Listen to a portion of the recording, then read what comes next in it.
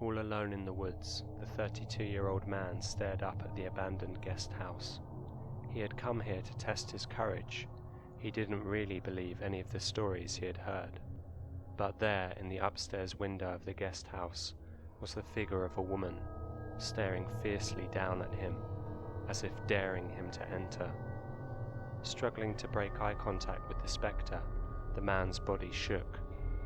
Eventually, after what seemed like hours, he turned and ran back through the woods to his car, but it would not start.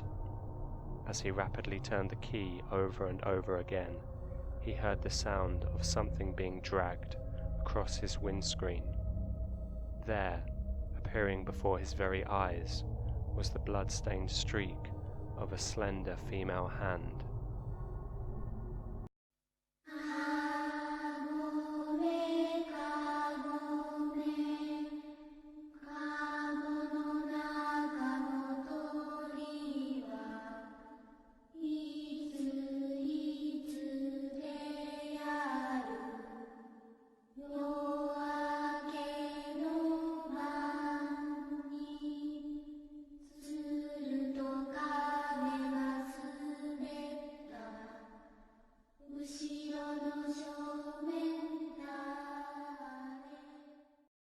Inoue Shiro is a small town in Fukushima Prefecture with a population of about 13,000. Skiing and hot springs draw visitors to the rural town, and so the residents rely on the tourist industry. The town faces the north shore of Lake Inoue Shiro and is surrounded by 3 active volcanoes, a rare occurrence in Japan. However, the threat of an active volcano is not the only danger in the town. There is an abandoned building famous all over the country called the Haunted Guesthouse.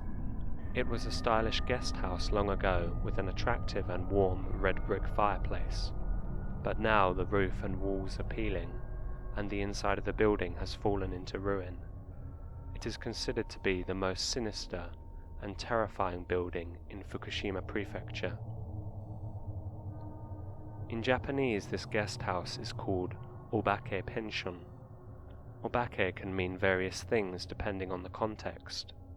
Its definitions include goblin, monster, demon, or ghostly apparition. The word pension perhaps comes from Dutch or French and was introduced into Japanese as a loanword. Pensions are family-run businesses, originating from the tradition of pensioners offering a room to travellers. Unlike a bed and breakfast, travellers may also pay to eat lunch, dinner and have tea at pensions. They are quite popular in Japan for weekend breaks, and they can be found in rural areas all over the country. They tend to offer Western or European-style food, and the buildings often have European-style architecture. The feeling of living with another family is the unique attraction of pensions for the Japanese.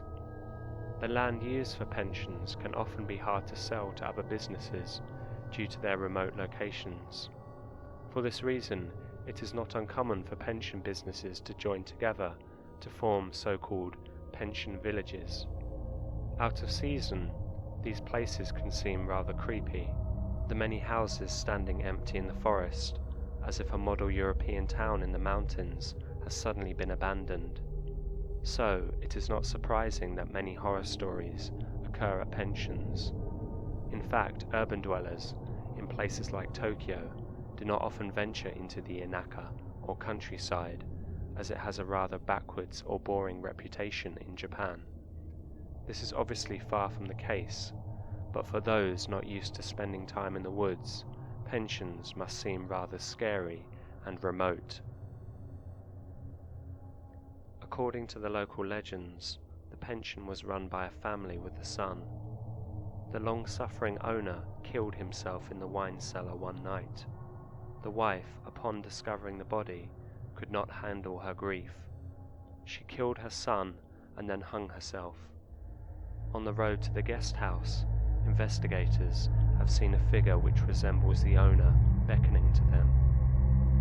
In the upstairs windows, the gaunt figure of his wife stares out, her eyes vacant. Upon witnessing her, many have run back to their cars only to discover that the engine will not start and that their cars are covered in small bloody handprints. The entrance to the basement where the suicide occurred is supposedly next to the fireplace, but it is now buried under rubbish and is impossible to enter. Others have alleged that it was in fact a customer of the guest house who hung themselves in their bedroom. Some investigators have stated that a sign was placed at the entrance to the guest house reading, "Don't trespass into the place where the spirits sleep." Others have said that if you feel as though you are being watched, you should point your camera towards the presence. Your camera's face recognition ability may detect faces where none can be seen with the human eye. One investigator went to the guest house and spent a whole night there investigating. As the sun rose, he began to prepare to leave to go home, as he had not witnessed anything out of the ordinary. Suddenly, he saw a severed head floating around the roof of the guest house. The lights of the building flashed on and off menacingly. His friend screamed, and they both ran back to their car. Later, when he checked his video camera, he could clearly make out the severed head and the figure of a spirit. But most frightening of all was what had caused his friend to scream out in terror. According to him, a woman's voice had whispered in his ear, "What are you doing here?" According to a former real estate company, in 1973, Inoue Shiro town had been planning to increase its tourist accommodation facilities. The area around Inoue Shiro was and still is mostly covered with rice paddies, which were owned by local residents. These local residents opposed the construction of the accommodation on the grounds that their peaceful rural area would be disrupted by the frequent arrival of visitors. So the places to build accommodation facilities were very limited. There was only a privately owned forest area, beside which an old abandoned farmhouse stood. In 1976, the construction of the accommodation began. The logging of trees in the forest started, and an asphalt road was laid down for at least 9 properties. However, the construction was suddenly halted in 1977 after the building called Kashiwajima Guesthouse was already completed. The reason for this is unclear, but it seems that the commercial companies involved withdrew their support, and the promotion of tourism was left up to the responsibility of the local government, which did not have enough money to finish the large construction project that had been planned. So why was only one guest house completed to such a fine degree? Perhaps it was to act as a kind of model house to help obtain investment for the remaining 8 properties. Did anyone ever stay in the guest house? Well, according to online commenters, it was never even opened, and thus must have slowly fell into ruin shortly after it was completed. According to the local government, the property and its land is owned by a local resident who is now operating other businesses. So there is no truth to the story of his suicide. In Japan, landowners pay less tax if their land has a residence on it. This has meant that people are unwilling to demolish abandoned houses, as it will mean they will end up spending more money paying for an empty piece of land. Most likely the owner of the guest house has not demolished it, not because he is dead, but because it will cost him more to knock it down than to let it fall into ruin. But why are there so many reports of spirit phenomenon at the guest house? Why have so many people reported feeling uneasy there? Some have speculated that other spirits have been drawn there. All over the country, many rumors have been spread about the guest house, and perhaps this mental energy created an atmosphere that could summon spectres.